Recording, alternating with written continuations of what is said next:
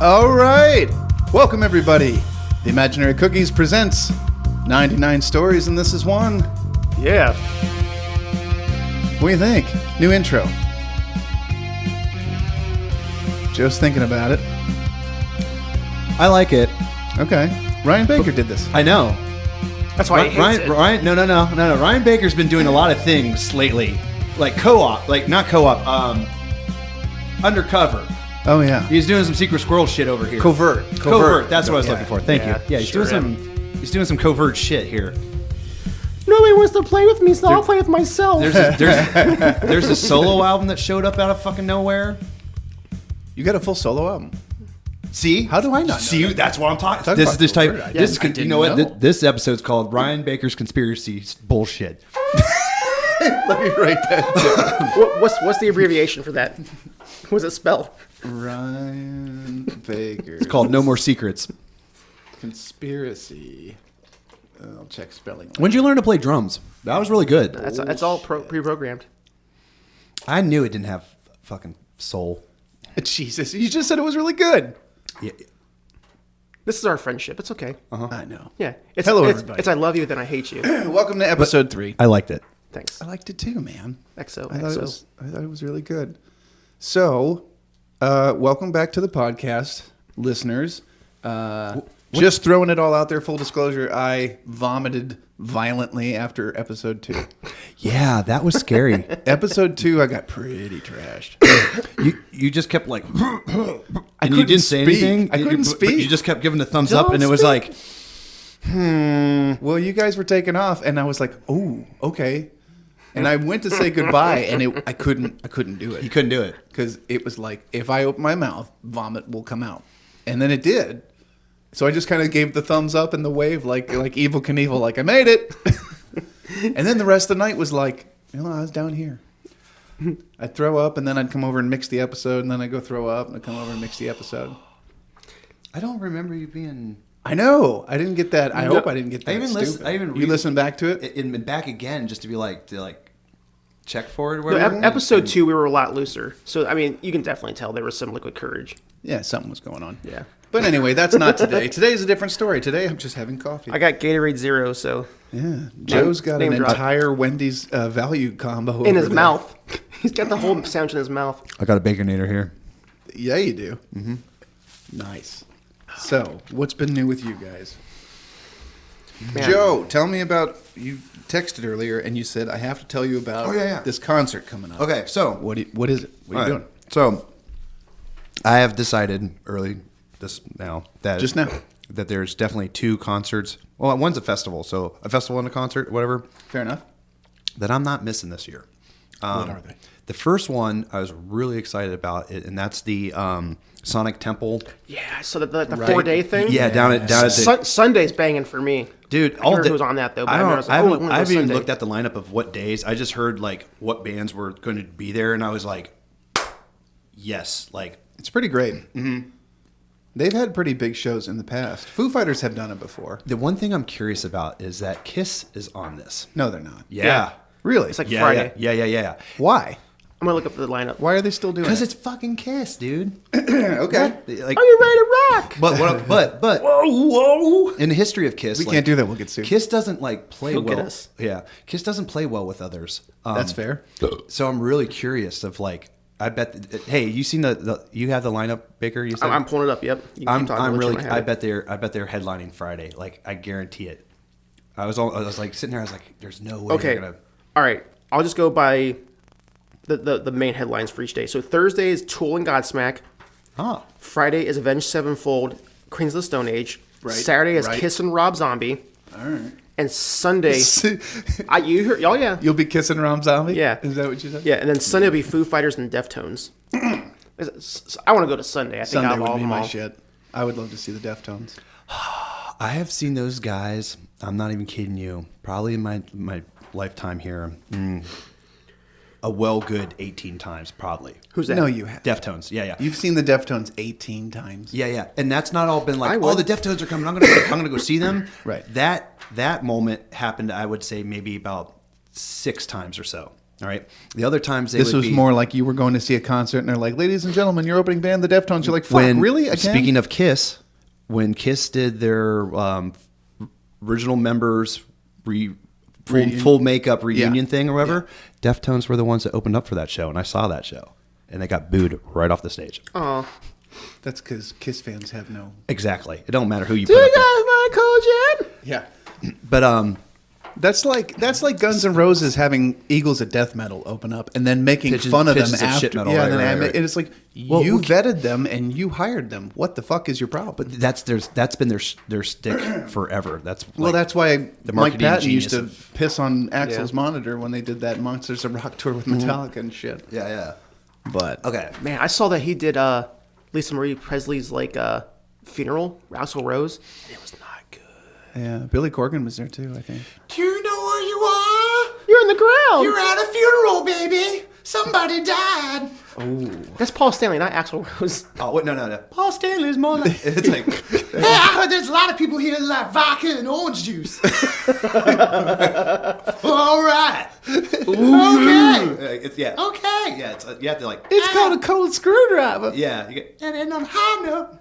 Then Peter Criss comes to the funeral. God, I hear you calling. Yeah, come home right now. Man. Okay. So, back to the Deftones thing. I want to finish the Deftones thing.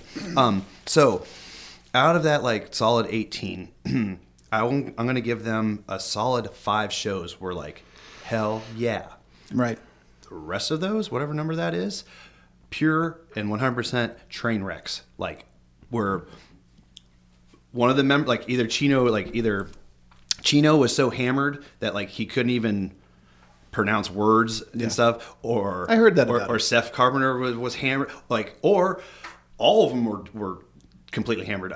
When they played at the Rolling Rock Festival, someone gave Chino Marino one of those Shure 55 doo-wop mics. Yeah. I heard it. The old school one? Yeah. Doo-wop. and a 50-foot cord. All right. Oh God. I see where this is going. Right. So this dude, Chino's having that cord and oh God, helicopter swinging it. Yeah, helicopter swing, and you could hear it going over the and somewhere along the line, I don't know. Somewhere there's a sound guy crying, going no. Right. It's Ryan. It was me. But Ryan's inner sound guy just had its sphincter tightened. It ended up wrapping around stuff the guitar player, and then coming back around him and then smacking him pow. Oh no! And he was he was stunned and pissed, but then he stepped on it, and then there was this high back Oh God! Yeah, I was oh no, that could have been fun. And one of the words I did that with rope lights one. One of the the memorable moments of that show at the Rolling Rock when they played was that somebody in the front crowd, and you could tell he was drunk, he was slurring his words and someone handed, he went to say goodbye to everybody, and all he could do was hold up his finger and he puked everywhere. Right. Yeah. And he goes, hey, what do you hand it? What is this? What are you handing me? He's like, oh, is this a demo of your band? And he's like, oh yeah, dude, sure, yeah, hand it to me. He's like, yeah, dude. He's like, I will totally. He's like, I will listen to this and get back to you for sure. And then there's a 4, one. They went into the next song, and did you launch it? He goes, woo, and tossed that thing in the air, right? And what it was it had to be the master copy, dude. It was on a reel. Get the fuck out. Yeah, no. A reel-to-reel tape. I would say, what is that, 6-inch? So it was on a 6-inch. Yeah, but as he went, why would you give him a spool of tape? Right. Well, that's what I was thinking too. I was like, why would you do that? And then two, I just saw his whole life just unravel and go over the drummer. Yeah, exactly. You guys ever seen Airheads? It's that moment when their tape dissolves and catches on fire and shit. And he wipes his ass with his contract. I love love this guy. What are you thinking about? Swimming pools? I spit around there like an egg. Anyway. So, Deftones were not on your list of must-see. No, I've seen it.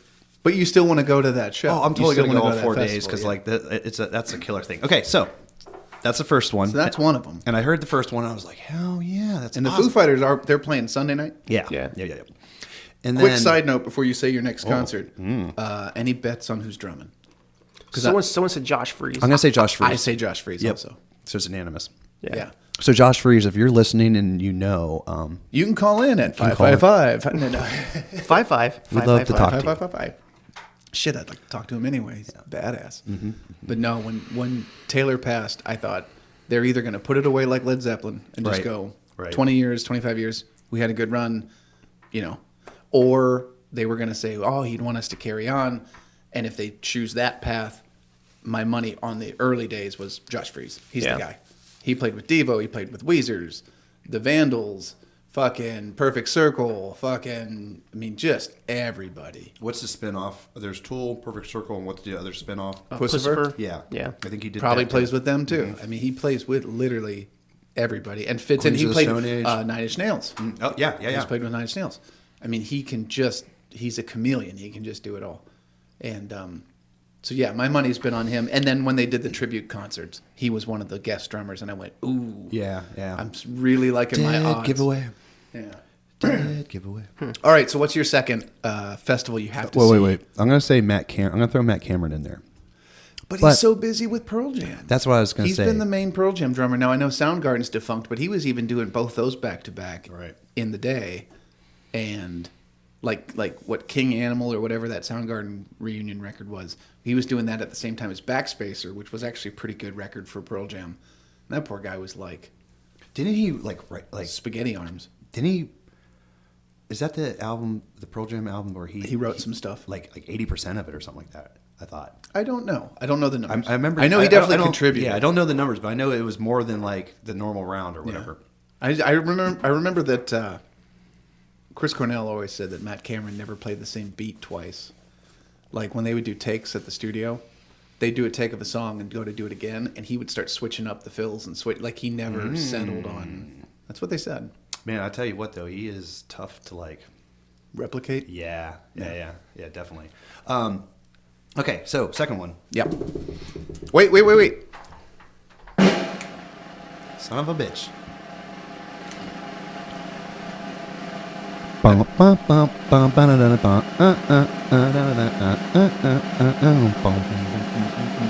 Pump up the jam, cause Technotronic is on tour for 2023. Get out of town. What? Yep. Yes. And that made me more... Technotronic is not the band that I thought you were going to say. No, I know. I did not see that coming. And I can't wait. Is that the one you said I'd be mad about? I'm mad about that. Get up and move that body. Get it. Go get it. For the night is over. Yeah, I am going to. I'm going to dance my ass off at that show. I am. Don't dance too much. Where are they playing? I got to find that out too. And I'm curious how many people that is, because I always assumed it was like a DJ and the MC. What's even crazier? Okay, so that girl in the video of Pump Up the Jam, right? She is they're all one. I didn't know. Is she just a feature? Is she a guest? They're all UK artists, and she's actually a UK songwriter, singer, rapper, and then the guy that does like the all the music beats and all that crap. Yeah, like the producer. Yeah, is John Jacob Jingleheimer. I'm gonna mess up his last name. His name is my name too. Did you? Yeah. But Johnny Appleseed. I love that guy. He literally looks like he's a white dude, and like wait, hold on. Looks like a white dude. Is his name Kyle? Kevin. Joe's thinking. He's thinking. He's thinking. He's thinking. And he looks like, I don't know, like jeez. We didn't get there. Yeah, no, not at all. It's just it's weird when you see him. You're like, I wouldn't think like. I wouldn't think you're Technotronic. He looks like your neighbor across the street, Ted, that's Hasselhoff? like retired and mows his lawn. Oh yeah. Wears high socks with like with sandals with the khaki high shorts, whatever. Yeah, like he doesn't look like a producer, music person. Like he looks like a car salesman almost. I got you. Retired. He was a shampoo salesman there for a minute. And then what I looked up, because that other Technotronic song was it was like L'Oreal or Pantene. Oh, was it? Yeah. Shake that body for me. Oh, yeah. Anyways, and then I looked up live performances because I was like, how does this work? Right. And it's like, just a turntable. There's like right? there was like a DJ. It's like a DJ at a booth. The one concert I saw, there was like an electronic drum set. No one was playing it, but there was an electronic drum set up there. And Just I was in case. Yeah, I guess. Right. Maybe for like a solo in the middle. But it was that girl, and then there was like this other guy that performs like on the album. There's the songs that we know, which is like those 4 or whatever. But there's more songs and stuff. But he performs on some of those songs. But he does like that '90s like almost that like '90s rap like ooh smooth sweat you welcome. You know, like I don't know that weird. He says that stuff. I don't know if he says that stuff. Like how Timbaland would come on. Not like Timbaland, but like who's the everybody dance? No, that guy. Like CNC. Yeah, like move. That guy looked ill. Like not ill like dope. Ill like not well. Like chronic. Ill like he was going to pass away at some time. The guy from CNC Music Factory. Oh, you mean like what he looks like now? No, even when Back they were popular, he was a very light skinned dark gentleman, but he just looked Skeletor. he just looked ill. 6-pack and he looked like he came from the gym and like Not the singer. Oh. The DJ. The main DJ. Yeah. No, the lead guy Like looked like a lasers. bodybuilder, yeah. Lasers. Mr. Laser. But yeah, Technotronic is on tour. And All right. Not what I thought you were going to say. what did you think I was going to say? I'm curious now. Well, let's see. Mastodon and Gojira are coming around with Lorna something or other. Really, really heavy. Luna Coil? No. I mean, just freaking heavy opening. I don't know. Lorna Shore? That could be. Yeah. And I checked them out, and they look like an emo band until you hear them play. Like, the video looked like an emo group, like AFI or something, but then the song was, like, heavy as fuck. Is it like the cookie, like Laura Dunes? Was that the Laura? Yeah, it was the Lorna Dunes opening for the man. Monster Tour. I hope they so I bring thought about that. Their shortbreads are amazing. And then I love that song. Incarceration, the Reformed Pantera. I loosely say that, Reformed. No, I went. I didn't know if that was on your list. No. It is going to be for me. You're going? I'm one of the few that still likes Zach Wild. Yeah. And I think that he's going to Zach's great. He's the closest you're going to get the dime. Anthrax's drummer. Yeah. I forget his name at the moment, but he's great too. Yeah. Charlie? No, that's the singer. Wait, Charlie? Yeah, Charlie, right? Sounds right. Forgive us, guy. Sorry, I missed your name. I wasn't paying attention at all. I don't know. I'm not a hater. I mean, go out there, play the music, make your money. Yeah. But I mean, by rights, the only one that has any say is Rex. He's the only original member. that's true. Because Phil's not the original. It was that Terry, what's his face, when they were. When they were Power glam metal. rock, but Yeah, they TD or something like that. they're still only going to play the songs that Phil was singing. They're not going to Sure. do the old shit you've never heard of. Yeah.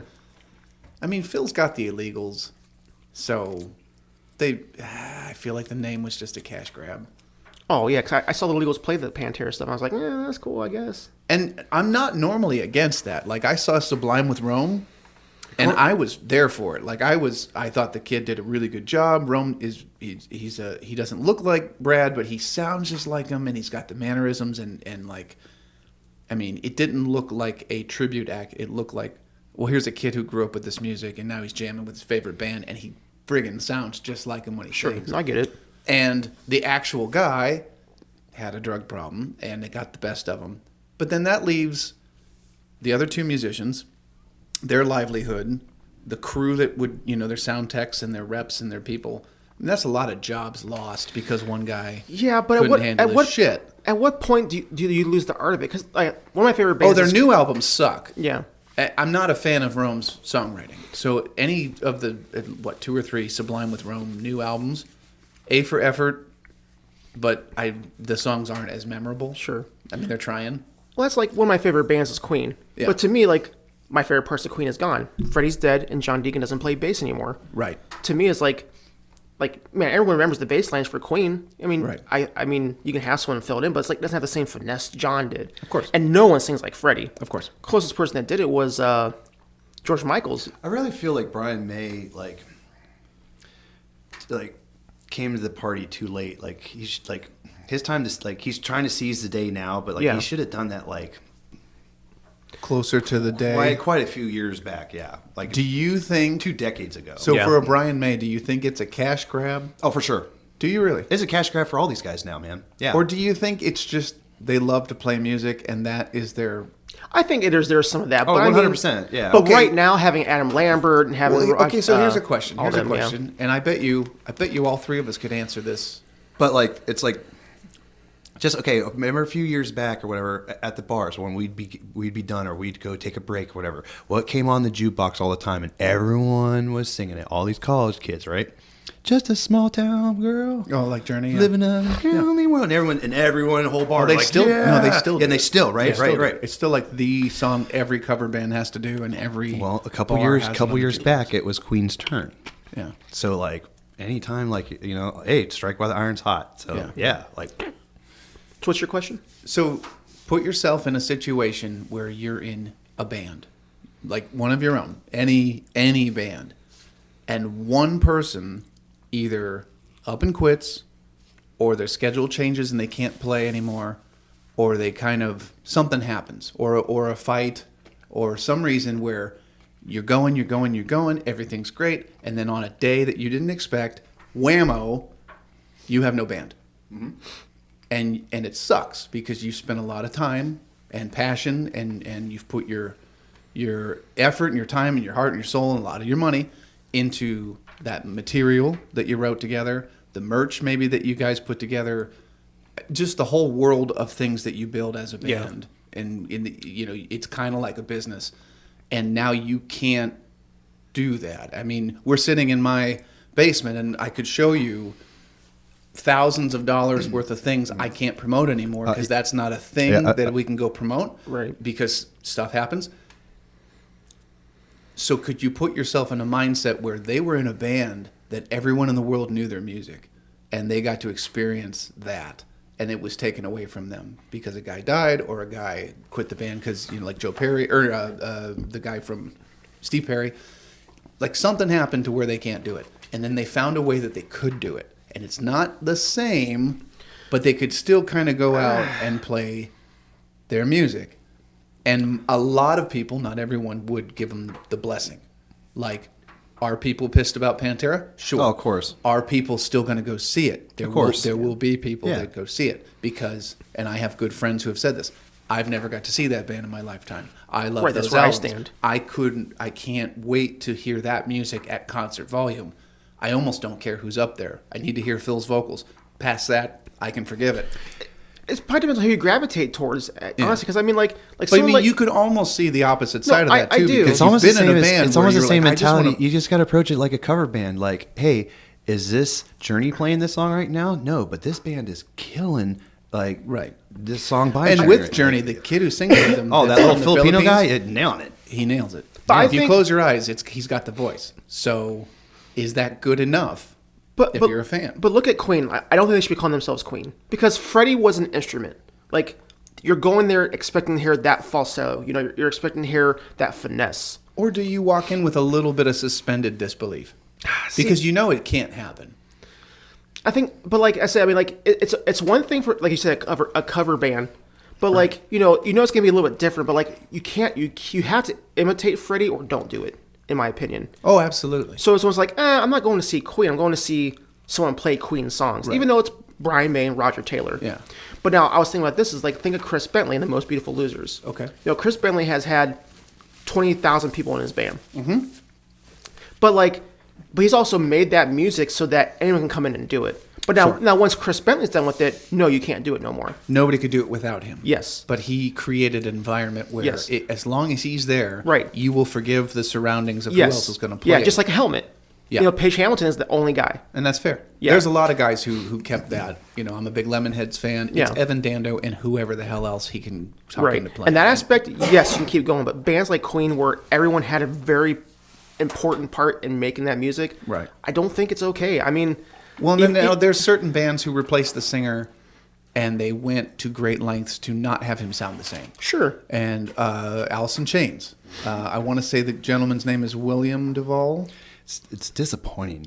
And his vocals, he's a very good singer. Yeah. But you're like, well, this doesn't sound like Lane at all. And they go, well, that's give the a little point. Then you change the name of the band. But if he did that, is that pandering? Like Stone Temple Pilots' new kid sounds exactly like Scott Weiland. He looks like him. He does the dance moves. It's eerie. And that aspect, I'd be okay. And if that's what you want to see, yeah. It's like, my God, he's like a clean Scott Weiland. Well, and maybe that's something you've always wanted. Sure. Blind Melon, Lost Shannon Hoon. Unbelievably unique voice. The guy they got was your typical corner bar blues singer. Yeah. He's good, but he's no Shannon Hoon as far as it's not even close their range and their, Right. the tone of their voice. And so they made a couple of records with that guy that are highly forgettable. And the music, all the other band members are there. So they have the potential to write another hit because they were there for No Rain. They were there for Galaxy, whatever. But look at classical music. You're never gonna hear Bach again. But you hear a great symphony too with the songs. Yes.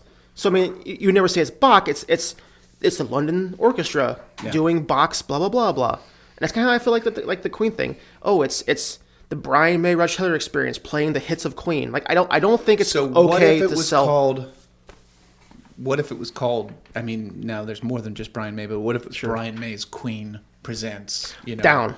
Or you're right, Down. Or like Sublime with Rome. They did change it a little bit, right? So that you know that it's different. Yeah. So what if it was Pantera something like I mean, I'd be fine with that. Like the Who. To me, the best part of the Who is dead. Yeah. No one's John Entwistle. No one's Keith Moon.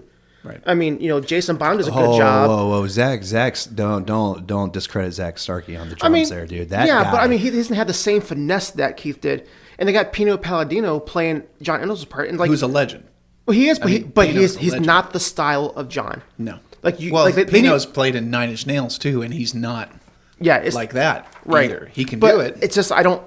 When I hear Pino play, I'm like, that's not John, and you can tell it's not John. Does Pino come with some Grigio? Yeah, Pino Grigio Palladino. Yes, that's his full name. That is the best. That's the new wine. He's Italiano. Forget about it. That's the new wine coming to Breitenbach next year. Just so you guys know. Pino Palladino Grigio. Yes.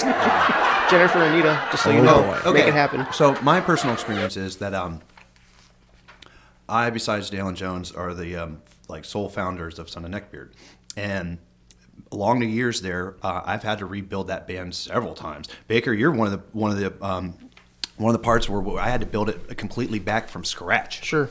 All right. And to me, I see where you're going with this. All right. To me, the sound and the integrity was still present and pretty much had the same feel or so with that band. And then when it came so the intent was the same. So even though the sounds were a Superman movie is a Superman movie. It doesn't matter necessarily which the lead guy playing the role is. You know kind of what you're going to get. Mm-hmm. Like in that respect. Luckily for us, during those times and stuff, it was almost kind of like a phoenix process or so, like something going along and then turning into ashes and then being like reborn from those ashes. Sure. But it also kind of went along with like what we were personally experiencing and dealing with also. So like all the things that kind of like where members came and went and then where everyone's like, we're done. And I had to like rebuild it or whatever. Everything kind of fell, like the pieces all fell in place, like in a weird way. Did you ever feel pressured to call it a different band? Now, when we got Baker and Dominic, and I call that Neckbeard 2.0, and that's by far my favorite version of Son of Neckbeard. Sure. But even then, you're calling out the elephant in the room that it is a different era of that group. And technically could have probably even had a different name. Oh. Yeah. And I'm not saying it should have. I'm just saying for the sake of the conversation. It could have. You know what I mean? So let's say a year from now, the new Pantera makes a record with Zakk Wylde and the drummer from Anthrax. Yeah. What if it's great? What if it's a really cool heavy metal record? Sure. Then do they get I get what you're permission, saying. like retrograded permission to go, oh, well, for a long time it was Diamond Vinny, and then when they were gone, now it's us, and we're going to play for another 20 years. And then after that, well, they'll all be dead by then. But you know what I mean? Yeah. So there came a point where Dominic left and Baker left, and then it was back to like Dalen and I, and we're like, okay, we'll try to figure this out. And then Dalen ended up moving to like Florida or so for a while, and then it just became me. And then I had to like, I think at that time I had like Chris Cox, Nate Teeple, who was in Stillborn Prodigy. He showed up to do some vocals. I was trying to think, Mark Miller was a guitar, that part in there. So at that point, I'm trying to think the bass. Evan, Little Orphan Evan. But he's not an orphan. But yeah, it was like he was on, and it got to the point to where we were rehearsing and practicing and whatever, and I was like, I don't want to call it Son of Neckbeard anymore, and that was because It moved too far away from the origin. like the main principle, the theory, the attitude, like it just to me, I was like, this does not have like any inkling to its predecessor. Yeah, like there's no trace amounts or anything. Like this is totally something else here, and I didn't want to be like writing the what do you call it, the coattails of that name or whatever. I'm the last original member of this band or whatever. And It's like Green Jelly. Yeah. You didn't want to be Green Jelly. Yeah, exactly. Like, I mean, no disrespect if you're listening to Green it, Jelly, yeah. but I think maybe I'll person. I'll call a spade for a spade. That is trash. One person writing Green that Jelly, name. Green Jello, whatever. That, like, if you haven't seen that show, don't go and see it. But I mean, save it's yourself. the same Save idea, yourself. How one man has made like a 2-hour set out of 3 songs. Yeah. And a bunch of half-ass covers in between it that don't even like. They end before they hardly even start. Yeah. Yuck. Yeah, there's I'm not gonna start slamming bands, but No, there's a couple groups that have done that like also too. I'm like, okay, like when they first came, we're like, oh sweet, it's these guys, they haven't done forever, this Right. would be awesome. And you're like, and you see the first show, you're all right, cool, and then like they're coming around again, but like maybe the Losers are open for them this time or whatever. Yeah. So you're like, oh, I'm gonna go see the Losers, but they're here, and then that second time you're like. Okay. This is you're a snake oil peddler, and I've been sold.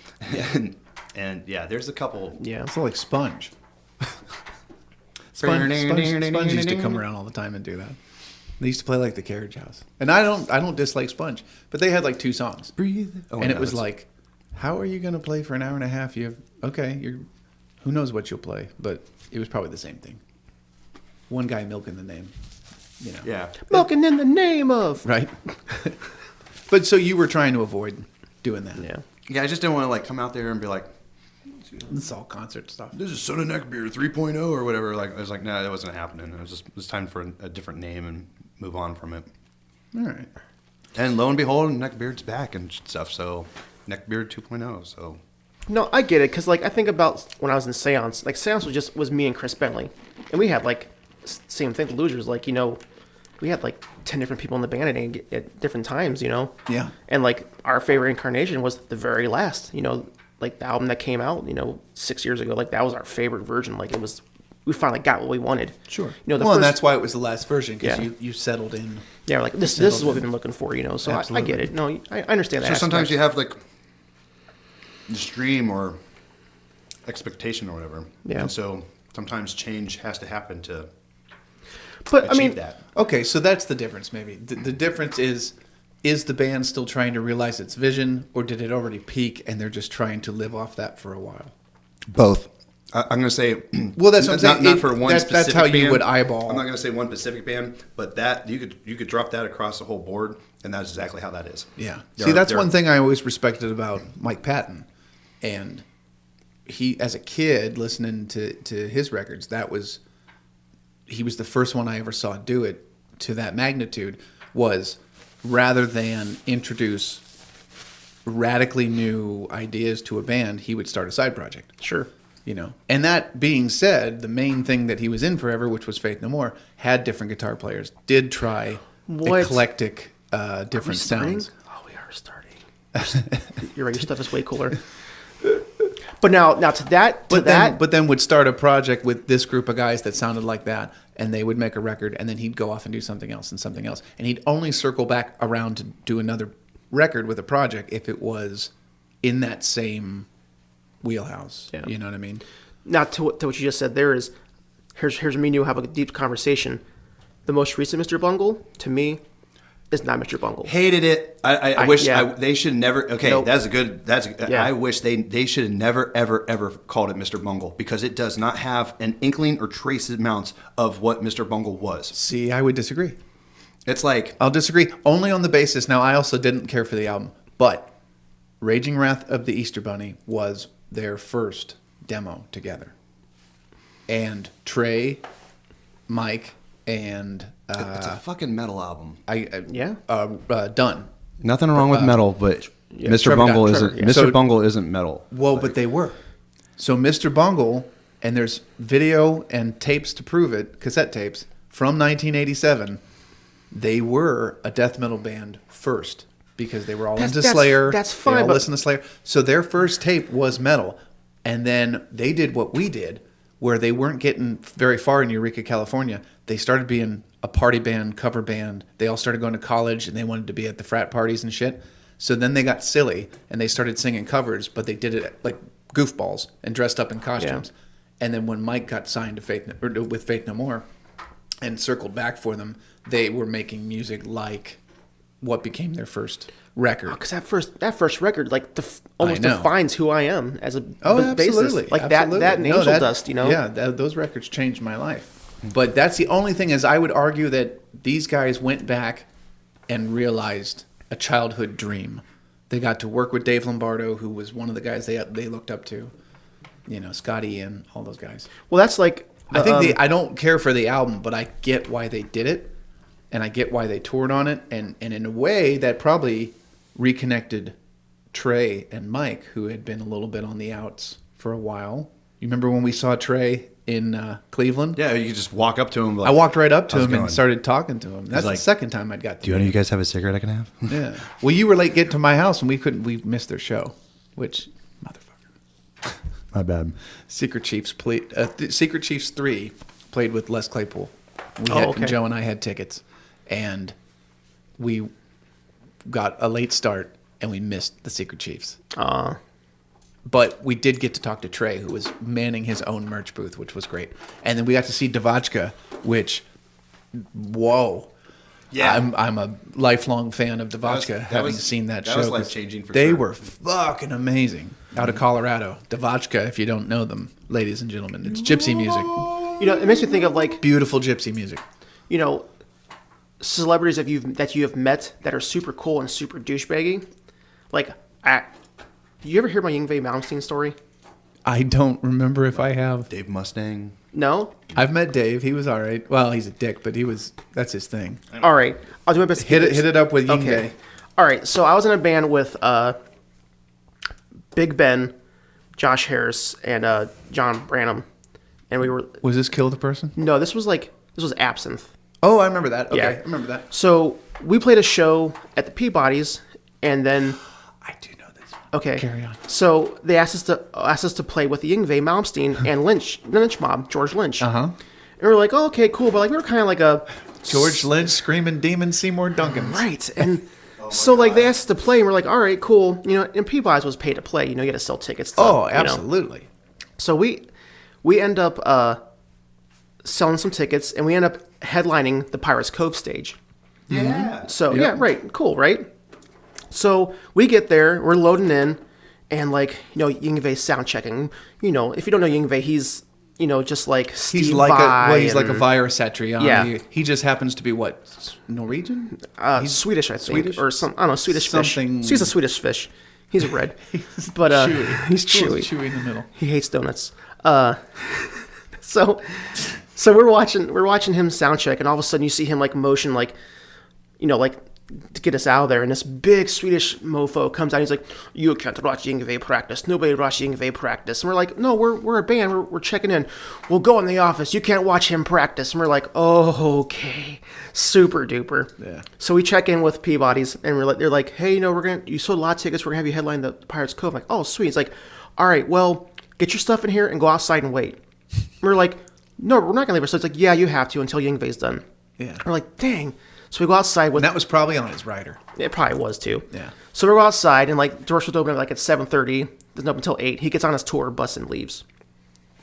Now I'm sorry, I have to rewind. So as we're loading in, a tour bus comes up, and we're in front of Peabody's unloading, and this guy comes out. He's like, "Hey, can you guys move so we can park our bus?" And we're like, "Well, we're unloading." So he's like, "All right, hold on." So he goes back on the bus. He comes back out with George Lynch, and they help us unload our stuff. No George Lynch. shit. George Lynch actually helped us unload our car. That's really cool. Right off the back, I was like, "This guy's pretty cool. I love talking now." But Tree Warriors. But so fast forward, like we're watching all these bands playing. Like they're bad bands. Like there's like guys like wearing like leather boots with tassels on them and like But white leather. but look who was headlining the show. I know, but like we're So weren't you guys the black sheep? We were like, Yeah. why are we here? I know. God, I've said that so many Yeah. times. So Yeah. you know, the night goes on. And, like George Lynch is at his merch booth, and I'm talking to him. I was like, "Hey, how's tour going?" He's like, "Oh yeah, it's great." And I was like, "Okay, super duper." Right. And you know, he's a super nice guy. And I was like, "Hey man, thanks for helping us out." And he was like, "Oh yeah, like no problem, man. I remember where you guys were. Like Yeah. I get it. Like you know, I'm not trying to be an a-hole. I'm just trying to play music. Like same here. Super cool." So we're getting ready to play the Pirates Cove stage, and we go on the same time Yngwie does. Really? Oh yeah. They So- have you playing as he's playing? Is he the headliner at this point? Really? Yeah. So the What sound, Ain't bad? gonna like that. What bad Nope. staggering? Yeah. What bad So- staggering? so And this- this is why Peabody's is closed. Right. But So- okay. So the sound guy's like, hey, Fuck just that guy. he's like, just so you guys know, if at any point Yngwie feels like you're pulling from his crowd, we're gonna shut you off mid song. Whoa. Yeah. Get out of here. Yeah. And of course, if you know Josh Harris is like, 4'2" and has the temper of a carny. Feisty. Sure, Yeah. Sure. So he's like, no, F that. So he gets on stage. He's like, all right, this and that. We don't bow down for no one. And then goes into the song. And I was like, all right, well, here we go. So we end up getting to play our set.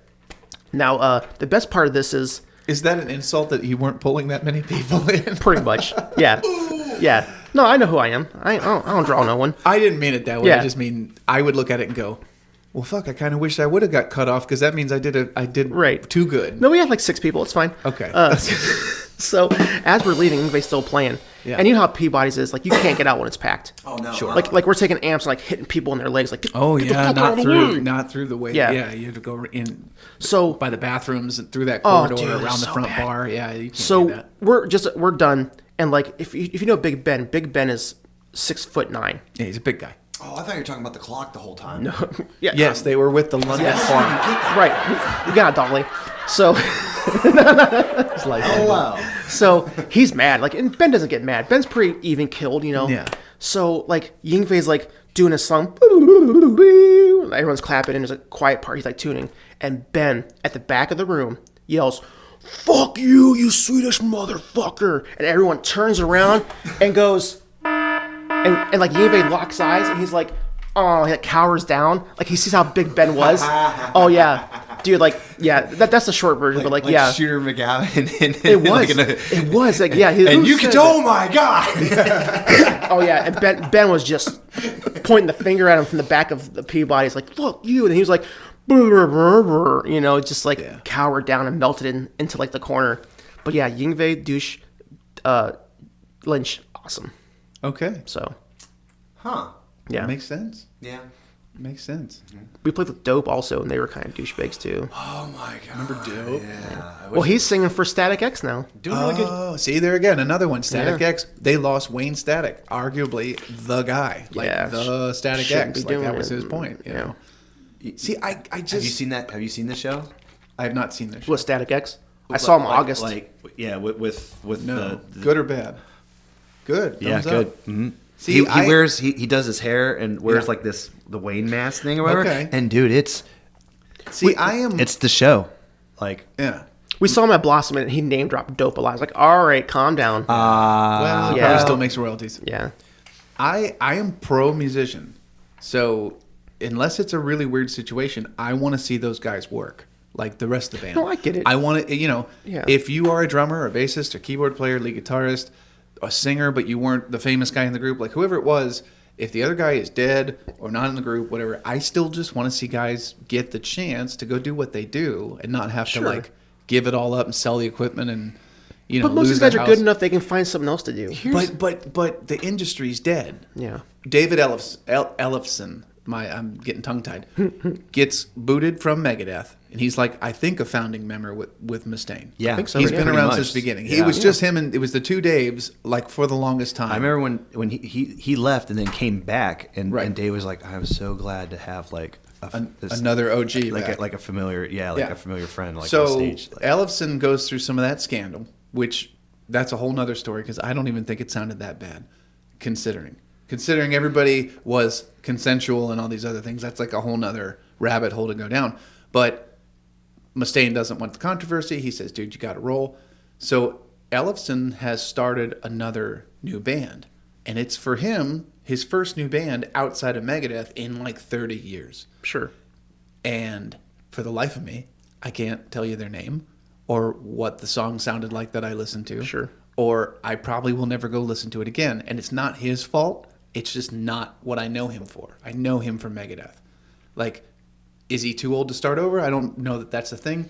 But, like, how do you catch lightning in a bottle a second time and start another Megadeth? Now, Mustaine did it after Metallica, but he has spent his whole life doing it. If Dave Mustaine decided one day to put Megadeth to rest and started a different kind of band, no one would let him do it. They'd be like, no, that's not what you do. You're the Megadeth guy, you know. But with that mindset, does that make us assholes? We don't play the cover songs verbatim. You know what I mean? Like, are we assholes because we don't play the song? That. No, I'm just saying. I mean, like, is that's that for the same tribute mindset? bands. No.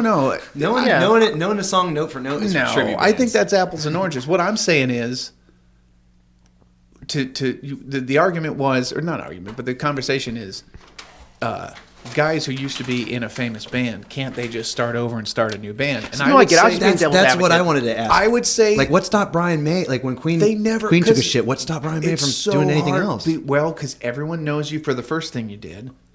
Look at the shit Dave Grohl had to go through to get the Foo Fighters off the ground. Now he's done it, and he's made the Rock and Roll Hall of Fame a second time. But watch those early interviews or watch him talk about 1995. People only wanted him to be the drummer for Nirvana. And he had to push through a lot of shit. A lot. Because all they wanted him to be was that guy they already knew. Sure. And some people, from what you would hear, fought like, I don't want to listen to you be a singer, guitar player. Why? What? You're not that. You're the drummer. Yeah. They just want you to be the familiar thing that they know. For him, it worked out in his favor because he pushed through. But I mean, I think that's a 1 in a million times. Sure. So No, I I don't get know. it's a catch-22 then. And I get it. especially if we're talking about people who co-wrote the music. Yeah. So You that's know? kind so of like, if the band, and I say band like drums, bass, guitar, whatever, if the group wrote music together, Journey, for instance, their guitar player, I believe, is the guy who does it all. He's not the singer. Steve Perry is the singer. So Steve, the voice and the look and the poster boy for the band, leaves the band.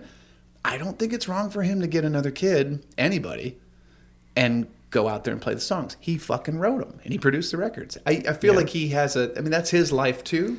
So I wouldn't want to block him from making his living. But it's like you said, he sounds just like what's his face, so it works. It's a tough sell because you either do that, and that's what like Brian Johnson versus Bon Scott. Bon Scott. Yeah.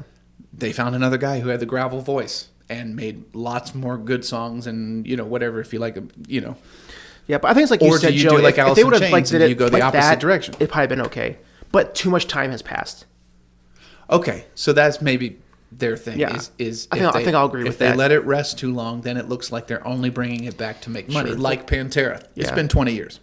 Yeah. 2002, I think, or 2001 was the last time. what it comes down to is played. that music is a very, very strange and mysterious entity in itself, and that some things are just really hard to explain of whys on like. Yeah. I mean, art in general is subjective. Even though you made it a certain way, people can interpret however they want. Sure. Well, So- even the conversation we're having doesn't mean that there's a right or a wrong answer. No, this is just discussion. That's all. That's what- yeah. Yeah. But like, to me, being a Queen fan, I don't want to go see them without Freddie and John. Sure. Because that was the magic for me for that band. Sure. And that's your right. Yeah. Kind of like I'm on the fence about wanting to see Pantera. Sure. Because I was lucky enough to get to see it Yeah, 100%. the original way twice. I Right. got to see him twice. And I didn't, so I want to see it. So Right. No, I get it. I do understand. That's yes. why I passed on seeing John Lennon because it wasn't the passed Beatles. on get the fuck out of here. You were too young. It was a pass by default because he was already dead. But Oh, okay. Wait. So wait, he died in Hold on. 81, didn't he? yeah, I think you would have been two. Two. Yeah, I understand. I did the math in my head just now. I went, let's see, Joe would have been carry the one. You'd have been two. is that computer that he used in Willy Wonka that like takes up the whole? Oh, yeah, Mike TV. I'm not going to tell you Mike that TV. would be cheating. Yeah. Now I'm telling the computer exactly what he can. Now I can tell exactly where to put it. Oh, no, stop. Don't do that. You'll get hurt. Oh. Title my sex tape. Speaking of concerts, we've got a little bit left in this episode. What's the best one you ever saw? Ooh. That's hard because I feel like I'm one of those. That's tough, isn't it? I'm one of those a-holes that Like you I don't like have a all. favorite? I like all genres almost. So it's Yeah. like everything speaks to me in different ways. But probably the best ones was M83 Okay. and when we saw Muse. I was going to mention the Muse one. So Because- Isolation Theory did a field trip to see Muse on the MTV $2 tour. Yeah. Right when Time Is Running Out was on the video, was on MTV. And they were so good we thought they were playing to a track, remember? I am still not convinced that they weren't. I mean, they were so good. They were so tight for a trio. And Matt Bellamy, when he would sing, when he'd do that fill, that really high, he would pull so far back from the mic, but the sound was crystal clear. And I'm like, you can't be 10 feet from the mic and still be like this. Like, you can't. Unless someone's on top of that compression. Unless somebody and they're compressed rolling it well. Yeah. And now later on, if you watch when they did Wembley on the DVD, definitely tracks because the synthesizers are going for like Uprising and all this shit they did later. And like he goes to the piano. I really like the bass player's suit in the Wembley concert. Yeah. He's got some good style. Great It's style. just coming out looking like James Bond on bass. Yeah. Like it's. Well, it's Yeah. because they're British. Yeah, but- I think every British guy, when he comes of age, kind of like a Spanish would have a quinceañera. When you're British and you turn 16, they give you a James Bond suit and a BMW. And a But you got them terrible teeth since birth. Oof. well, that's the Austin Powers teeth. All right, baby. Yeah. Yeah. Well, those ones and the Pixies, seen them in 04. Mm-hmm. But Me and You. I remember that one too. And like it was the middle of the tour, and I remember Kim Deal was not hitting the ooh, like at all. That's right. The crowd was. Yeah, we all were. I remember we got it. We stayed around and they had a Oh, the CD. CD. Yeah. They used to do this thing where they recorded every night. Yeah. And if you waited around, you could buy a burned CD from your show. So we had the Cleveland, Ohio Pixies, which now they've released them all on Spotify. Yep. Wait, our concert's on there? Yeah. Yeah. Yeah. There is 100, I'm not kidding, What? like 100 bootleg Pixies concerts on Spotify. There's actually quite a few bands that Some of have them are done really that great. now. Remember Pearl Jam did it. Primus was doing that for a while. Oh, those, primuslive.com. those are all released now. No, they're not. I do believe so. There's Because because I bought some of those. They were great. There's quite a few bands that are doing that now. I know the Pixies are one of them. Yeah, I had some of the Primus bootlegs, and they were fucking awesome. Let's see what is Oh, Dream? my notes. You ever go to a concert and try to get up to the stage to peep out their gear? All the Oh, time. See what yeah, they're all using. the time. Are you kidding me? That's how I know so much about gear, and I can tell. Yeah. I can look at a fucking drum set that you can pull like the labels off or whatever. And you still know what you're looking hardware. The hardware gives it away every time.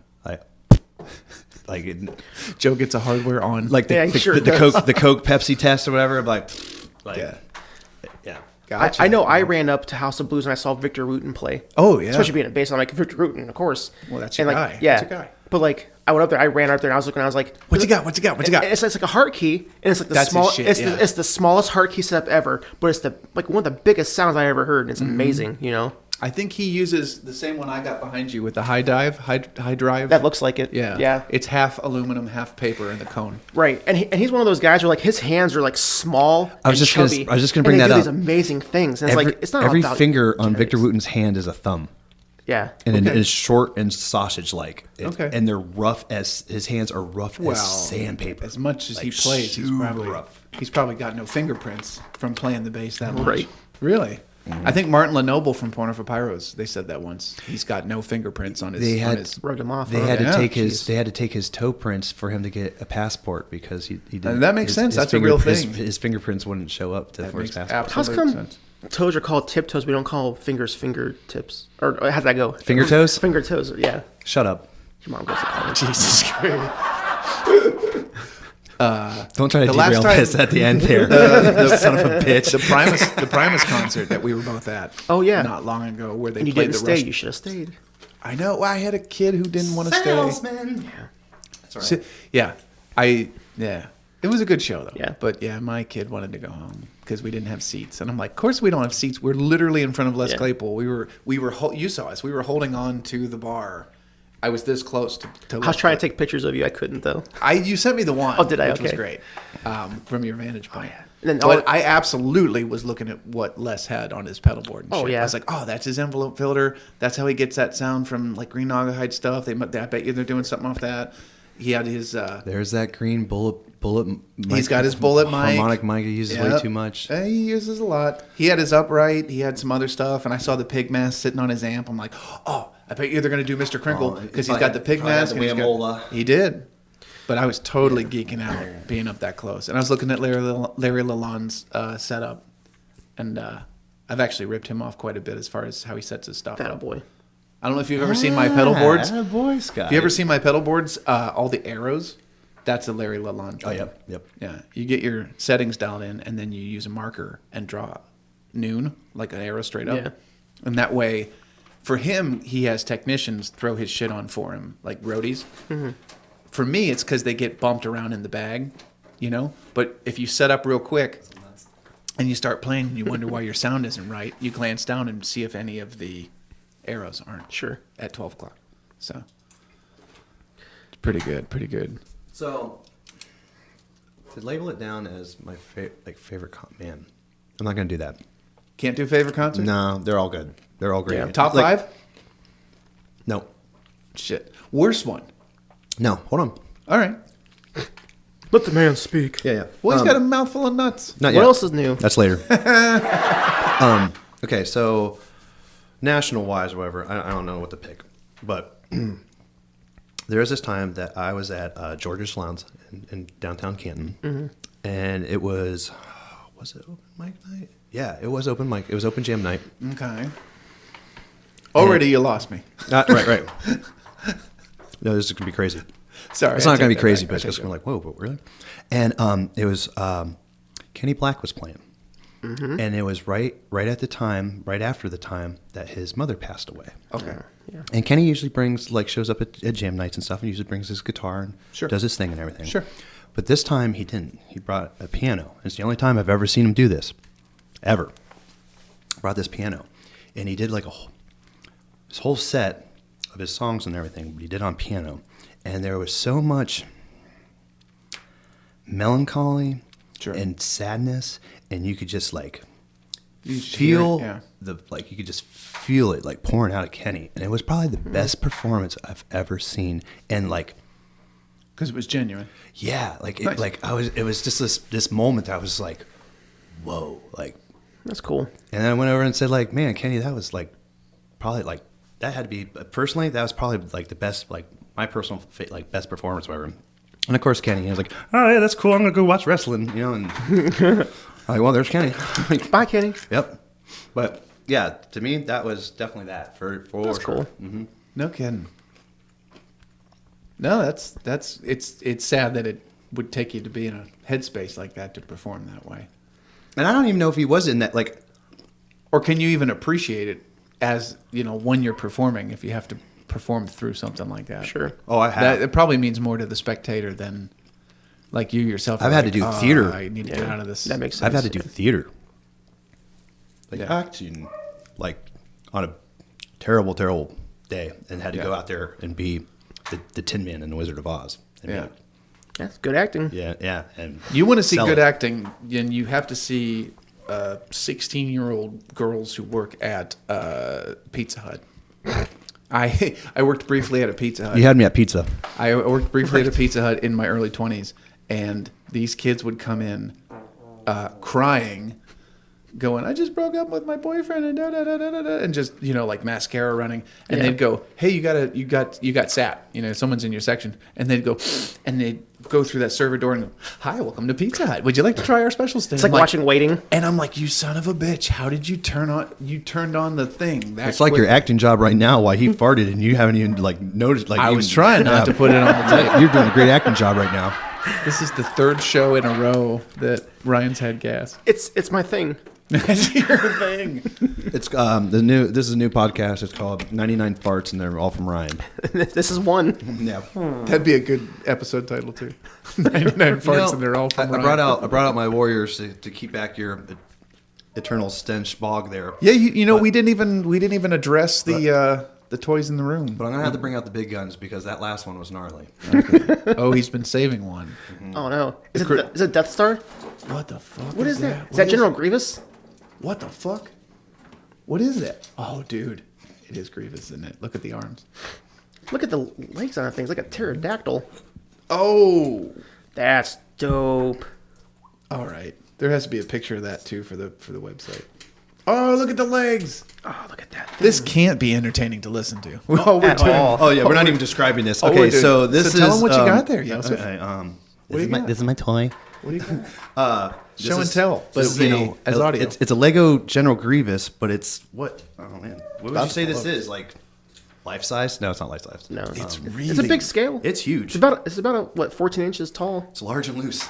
So she said. But oh wait, I have one. I don't have to say but don't But yeah, anymore. he's like all like General Kenobi, like that in General Kenobi mode there. General Kommodi. Kommodi, yeah, that's you, General Kommodi. General Kommodi. and he's writing it down. And that's the name of this episode. General Kommodi. General Kommodi. Old General Kommodi. We snuck it in right at the end there. That's what she said. All right, this has been 99 Stories, and this is one. General Kommodi. Oh, your hosts, Joseph Middleton, Ryan Baker, and I'm Scott Paris. And Oh, and we gotta say our boy John is out sick, so that's why you didn't hear him today. get well, John. Oh, We we love you. forgot we had a special guest in his place, which was the ghost of Macho Man Randy Savage. Dig it. Yep. Macho Man, do you have anything to say? Oh, yeah. It was good to be here. Slim Jim. Oh, the cream always rises, yeah. I've been dead for a while, so it's impressive that I was here, but that lets you know that the Macho Man always has some tricks up his sleeve. Oh, yeah. Just like the dead, the cream will rise. To the top. To the top. I'm seeing things, yeah. Catch you on the next one, people.